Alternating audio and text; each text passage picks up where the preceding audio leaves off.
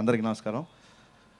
మామూలుగా ఎడిటింగ్ రూమ్లో trailer ready చేసినప్పుడు ఇది బాగుంది, ఇది చూపిద్దాం అనుకున్నప్పుడు ప్రొడ్యూసర్ కానీ హీరో కానీ ఒక ఇద్దరు ముగ్గురికి చూపించడానికే చాలా టెన్షన్గా ఉంటుంది. ఒకేసారి ట్రైలర్ 17 మంది దర్శకులు చూపించాలంటే నేను ఎంత టెన్షన్ పడి ఉంటానో మీరు ఒకసారి ఆలోచించుకోండి. చాలా టెన్షన్ పడ్డాను. ఎంతమంది నచ్చుతుంది నేను ఆలోచించుకుంటున్నాను. ఈ ట్రైలర్లో ఎవరెవరికి ఏమేమి నచ్చుతుంది అన్నప్పుడు నాకు అనిపించింది, హీరో ఫైటర్ ఇలా పట్టుకొని ఎమోషన్గా నడిచి వచ్చే షాట్ బోయపాటి గారు నచ్చి ఉంటుంది. కొంచెం ఆయన సినిమాలో ఎమోషన్ బాగుంటుంది కదా. వినయ్ గారి సినిమాలో విలన్లు అదిరిపోతారు. రావు రమేష్ గారి డైలాగు షాట్ వినయ్ గారికి నచ్చి ఉంటుంది. అలాగే మన వేణు శ్రీరామ్ అప్పట్లో ఓ మై ఫ్రెండ్ అని ఇంగ్లీష్లో టైటిల్ పెట్టాడు. సో అట్లీస్ట్ ఇతనికి డీజే వరకన్నా నచ్చి ఉంటుంది టైటిల్ అనుకున్నాను. ఒక షాట్ పడింది, ఉయ్యాల్లో మొత్తం బన్నీ పడుకుంటే ఫ్యామిలీ అంతా ఉంటారు. అది కంపల్సరీ వేగేష్ సతీష్ నచ్చి ఉంటుంది అనుకున్నా. మొత్తం ఫ్యామిలీ అంతా ఉన్నారు అందులో ఆ షాట్లో. అలాగే ఎప్పుడు ఏ క్యారెక్టర్ అయినా బాగుంటుంది ఆయన సినిమాలో, ఎవరు మాట్లాడినా మంచి మాడుతుంటారు. సో అడ్డల్ శ్రీకాంత్ గారికి మనం చేసే పనిలో మంచి కనిపించాలి తప్ప మంచి కనిపించాలి, ఆ డైలాగ్ నచ్చి ఉంటుందేమో అనుకున్నాను నేను. శ్రీకాంత్ గారికి ఇలా లెక్కేసుకుంటూ ఎవరెవరికి ఏం నచ్చుద్దో ఎవరెవరికి ఏం నచ్చుద్దో అని. వంశీ స్టైలిష్ డైరెక్టర్ కాబట్టి ఆ సూట్ కేసు పట్టుకొని హీరో నడిచి వచ్చే షాట్ డెఫినెట్గా వంశీకి నచ్చి ఉంటుంది అనుకుంటున్నాను నేను బాగా. అండ్ మా దశరథ్ గారు family plus characterisation attitude. So డెఫినెట్గా హీరో యాటిట్యూడ్, డైలాగ్ పబ్బుల్లో వాయించాడు ఆ డైలాగ్ ఆయనకు నచ్చి ఉంటుంది అనుకున్నాను. ఎందుకంటే మిస్టర్ పర్ఫెక్ట్లో ఎదగాలంటే వంగాలంటే ఇలా వంగాలంటే ఆ డైలాగ్ నాకు చాలా ఇష్టం. సో డెఫినెట్గా నీకు ఆ డైలాగ్ నచ్చి ఉంటుంది అనుకుంటున్నా. బొమ్మరిల్లు భాస్కర్ గారికి హీరోయిన్తో ఉన్న సీన్ విపరీతంగా నచ్చేసి ఉంటారు. మీ సినిమాలో హీరోయిన్ లీడ్ చేస్తుంటారు, మేమేదో పాటలు తీసుకెళ్ళిపోతుంటాం హీరోయిన్ని. సో ఆ ఉన్న 2 హీరోయిన్ షాట్లు మీకు అంకితం, మీకు నచ్చింది అనుకుంటున్నాను నేను డెఫినెట్గా.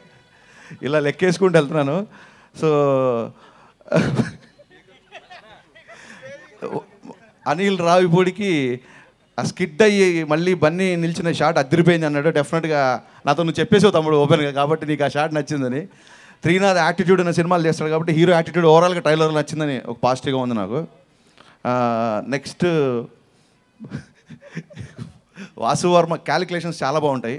స్క్రీన్ ప్లేలో డిస్కషన్ తనతో చేస్తుంటే ఏ క్యారెక్టర్ ఎప్పుడు రావాలి, ఎంత ఉండాలి, ఫిలిం ఫుటేజ్ ఏంటిది. సో ఆయనకి ట్రైలర్ ఏం నచ్చిందో తెలియదు కానీ ఓవరాల్గా ట్రైలర్ లెంత్ 1.5 minute నచ్చి ఉంటుంది అనుకుంటున్నాను నేను ఓవరాల్గా. భయ్యా ఇది కరెక్ట్ లెంత్లో ఉంటుంది అని అనుకుంటున్నాను నేను.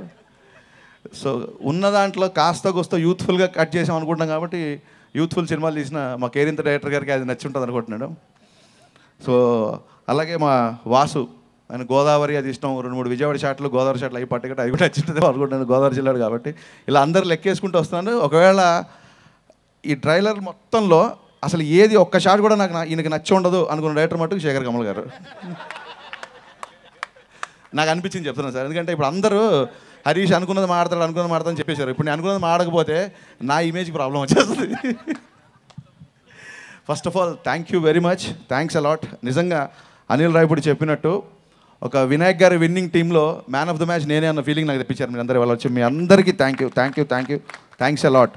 నేను ఒకసారి చాగల్లో చెప్పాను, మనం ఏమైనా పని మొదలుపెట్టినప్పుడు ఏ ప్రాబ్లం రాకూడదు, ఏ ఆటంకం రాకూడదు అని చెప్పి వినాయకుడికి దండం పెడతాం. ఇండస్ట్రీలో నాకు ఏ ప్రాబ్లం వచ్చినా నేను వినయ్ గారి దగ్గరికి వెళ్తాను. వినయ్ గారు చాలామంది ఇక్కడ ఉన్న వాళ్ళ డైరెక్టర్లు చాలామంది ఆయన అసిస్టెంట్లు. ఎన్నిసార్లు నేను వినయ్ గారి దగ్గర పెట్టించమని ఒక వ్యక్తిని అడిగిన, ఆ వ్యక్తికి లేడు, ఇవాళ మిస్ అయ్యాడు, కోనా వెంకట్ గారు. ఎన్నిసార్లు వినయ్ గారి దగ్గర అసిస్టెంట్గా జాయిన్ చేయండి అడిగి నాకు ఎప్పుడు కుదరలేదు. బట్ దేవుడి దేవలన ఆయన సహచర్యం, ఆయనతో చాలాసేపు గడిపెట్టాము, సినిమాల గురించి ఆయనతో డిస్కస్ చేసే అవకాశం నాకు లభించింది.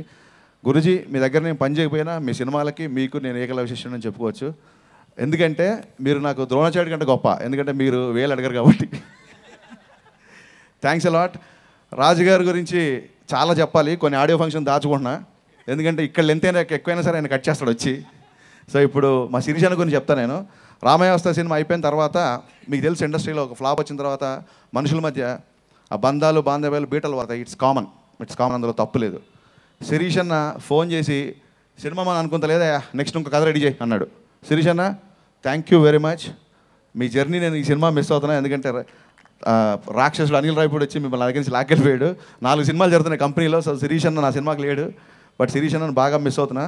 ఇకపోతే వంశీ గురించి ప్రత్యేకంగా చెప్పాలి.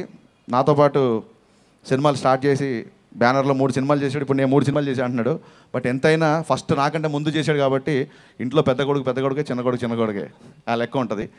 బట్ వంశీ మీద ఇక్కడ కూర్చున్న అందరు దర్శకుల మీద ఉన్న రాజుగారికి ఉన్న ప్రేమ ఎక్కువ నా మీద ఉన్నదానికంటే.